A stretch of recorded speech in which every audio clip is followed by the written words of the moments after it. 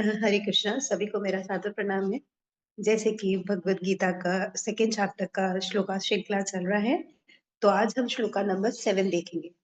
और ये जो श्लोका नंबर 7 है, ये पूरे भगवत गीता का एक माइलस्टोन है, बहुत इंपॉर्टेंट श्लोका है, क्योंकि इसको शरणागति श्लोका भी बोलते हैं।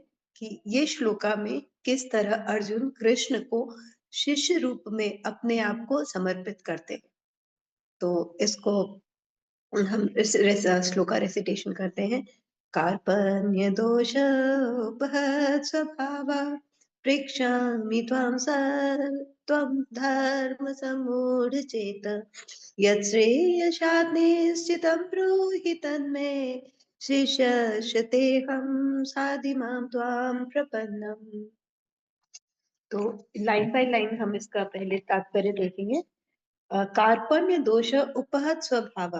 तो इसमें अर्जुन कहते हैं कि मैं अपनी कृपण दुर्बलता के कारण शोकग्रस्त हूँ। प्रेक्षामि त्वाम धर्म सम्मूढ़ चेत। अपने कर्तव्यों से भ्रमित होने के कारण मैं उसे पूछ रहा हूँ। यच्छ्रेयस्यात् निश्चितम ब्रूहि तन्मे। जो मेरे लिए श्रेष्ठकर हो उसे निश्चित रूप से बताइए। शिष्य तेहम साधि माम त्वाम प्रपन्नम। अब मैं आपका शिष्य हूँ और आपका शरणागत हूँ, मुझे निर्देश दे। तात्पर्य बाय प्रभुपाद की जय। अब मैं अपनी कृपण दुर्बलता के कारण अपना कर्तव्य भूल गया हूँ और सारा धैर्य खो चुका हूँ। ऐसी अवस्था में मैं आपसे पूछ रहा हूँ कि जो मेरे लिए श्रेष्ठकर हो उसे निश्चित रूप से बताइए। अब मैं आपका शिष्य हूँ और आपका शरणागत हूँ, कृपया मुझे उपदेश दे। इसके तात्पर्य बहुत बड़ा है, तो इसके कुछ कुछ पॉइंट्स जो मेरे को इस तात्पर्य में समझ में आए, मैं पॉइंट आउट करना चाहूंगी। अगर हम देखते हैं जो श्लोका का जो फर्स्ट वर्ड है जिससे ये श्लोका शुरू हो रहा है, वो है कार्पण्य। तो कार्पण्य को इस श्लोका में प्रभुपाद बहुत डेप्थ में बताए हैं। कार्पण्य का अर्थ क्या होता है? कार्पण्य का अर्थ होता है कृपणता, मिजरी, कंजूस। तो इस श्लोक में कार्पण्य का अर्थ है कृपणता। और तात्पर्य में प्रभुपाद बताते हैं कि कृपण लोग कैसे होते हैं। तो यहाँ पे अर्जुन अपने आप को कृपण बता रहा है कि मैं कृपण हूँ। तो कृपण लोग होते कैसे हैं? तो प्रभुपाद तात्पर्य में बताते हैं कि कृपण लोग वो होते हैं जो मानव जीवन की समस्याओं को हल नहीं करते और आत्म साक्षात्कार के विज्ञान को समझे बिना कुकर सुकर की भांति इस संसार को त्याग कर चले जाते हैं। तो यहाँ पे प्रभुपाद कहते हैं जो आत्म साक्षात्कार के विज्ञान को समझते नहीं है। तो आत्म साक्षात्कार का विज्ञान क्या है? कि मैं ये शरीर नहीं, मैं आत्मा हूँ।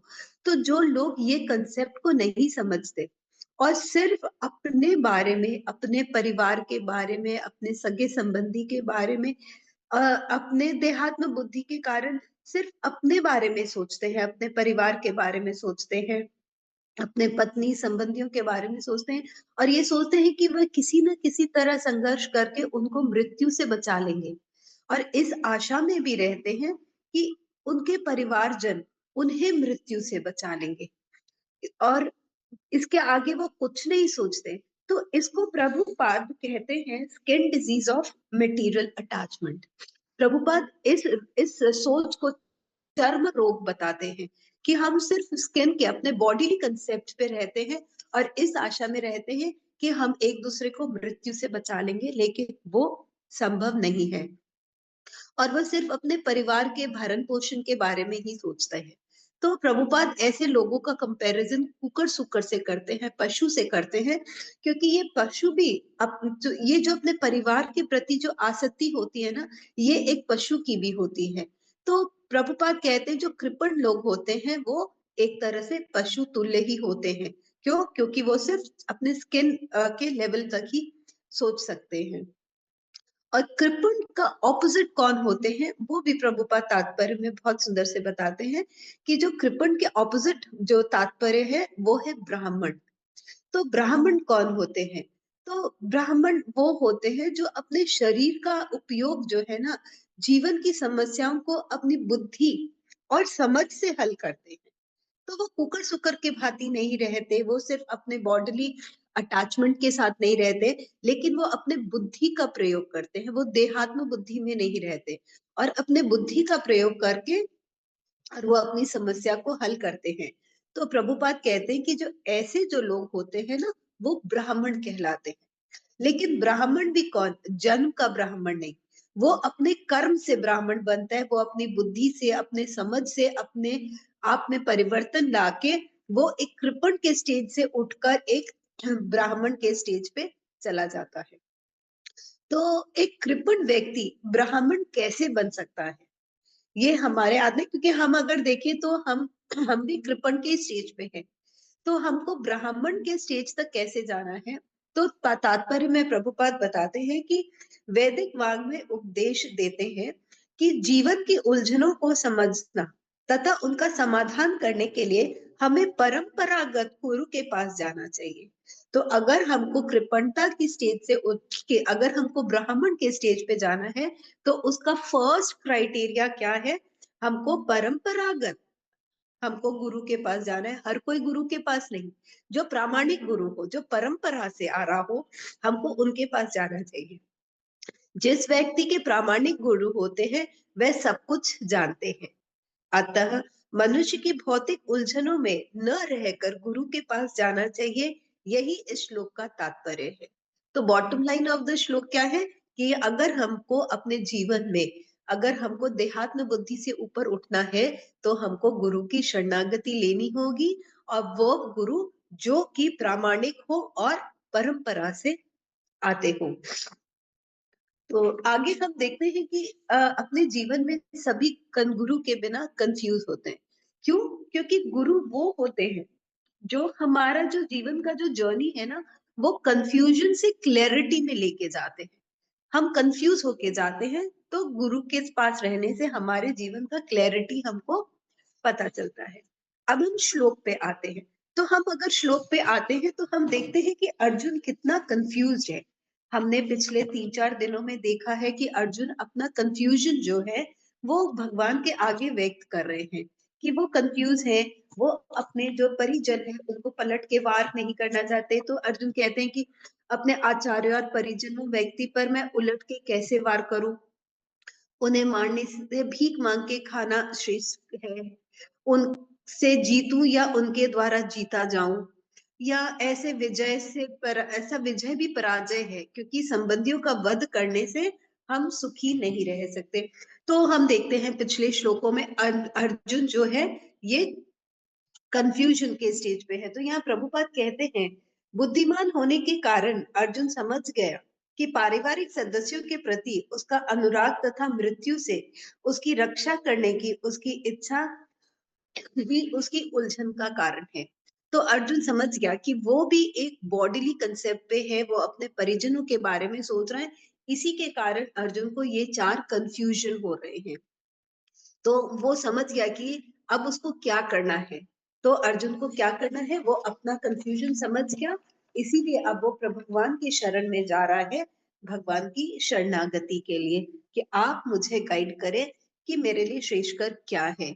तो अगर हम देखते हैं कि भगवान अर्जुन को प्रेम वश ऑलरेडी अर्जुन के रथ पे थे, अर्जुन के सारथी बन के थे, तो वो ऐसे भी पूछ सकते थे कि मेरे को गाइड कीजिए। नहीं पूछे। क्यों? क्योंकि वो जानते थे कि भगवान अर्जुन के साथ अभी रथ में है, एज अ फ्रेंड, मित्र रूप में है। लेकिन एक मित्र दूसरे मित्र से के मुकाबले इतने गंभीरता से बात नहीं करता जितना कि एक गुरु अपने शिष्य से गंभीरता से बात करता है। तो इसीलिए अर्जुन अब उनका शिष्य बनना चाहते हैं, क्योंकि वो एक गुरु और शिष्य के बीच की जो गंभीर बातें हैं ना, वो करना चाहते थे।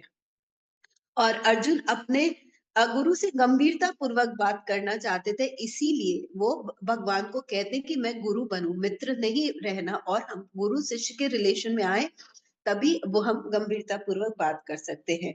तो इसीलिए हम कह सकते हैं कि भगवत गीता के जो आदि गुरु है वो भगवान श्री कृष्ण है, और जो परम शरणागत शिष्य जो है, जो ध्यान पूर्वक गीता का सुने हैं उपदेश, वो अर्जुन है। और यहाँ प्रभुपाद कहते हैं कि हमको भी जो गीता है हर किसी से नहीं सुनना चाहिए और हमको मन में ये स्थिर करके हमको गीता का उपदेश सुनना चाहिए कि भगवान अजन्मे हैं, भगवान बाहर और भीतर एक है। तो अगर हम ये कंसेप्ट के साथ अगर हम गीता का श्रवण करते हैं तो हम गीता का जो असली जो वो है एसेंस है वो हम समझ सकेंगे। तो हमको फुल सरेंडर, अर्जुन जिस तरह फुल्ली सरेंडर थे, हमको भी फुल्ली सरेंडर होके हमको गीता का ज्ञान लेना है। तो क्या होगा, हम भी अर्जुन की तरह समझ सकेंगे। सिर्फ ऊपरी ज्ञान लेने से कि हाँ मेरे को गीता पढ़ना है नहीं होगा। हमको भी हमारे गुरु के प्रति पूरा कंप्लीट सरेंडरेंस होगा, तभी हम गीता को समझ पाएंगे। हरे कृष्ण, हरे कृष्ण, हरे कृष्ण, कृष्ण कृष्ण हरे हरे, हरे राम, राम राम हरे। हरी बोल माता जी। बहुत सुंदर। और ये तो बहुत सुंदर श्लोका भी है जो आपको मिला है, जिसमें शरणागति है कि हमको कैसे शरणागति करनी है। और आपने बहुत अच्छे से कृपण और ब्राह्मण का मीनिंग बताया। जो अपने सिर्फ देहात्म बुद्धि में रहता है, अपने ही देह के बारे में सोचता है, स्किन डिजीज वाला व्यक्ति, वो सभी कृपण है। और फिर जो ब्राह्मण यानी कि जो भगवान के बारे में, जो ब्रह्म के बारे में जानने की कोशिश करता है कि मैं कौन हूँ, मैं कहाँ से आया हूँ, मुझे कहाँ जाना है, वो ब्राह्मण। तो हम कैसे जा सकते हैं कृपण से ब्राह्मण की ओर? तो हम एक गुरु की शरण लेंगे। तो हम सबको गुरु की शरण लेनी चाहिए। अभी फिलहाल जैसे नए भक्त हैं, वो गुरु की शरण में नहीं गए हैं, तो उनको कंफ्यूज नहीं होना है, वो गीता के अंडर में है।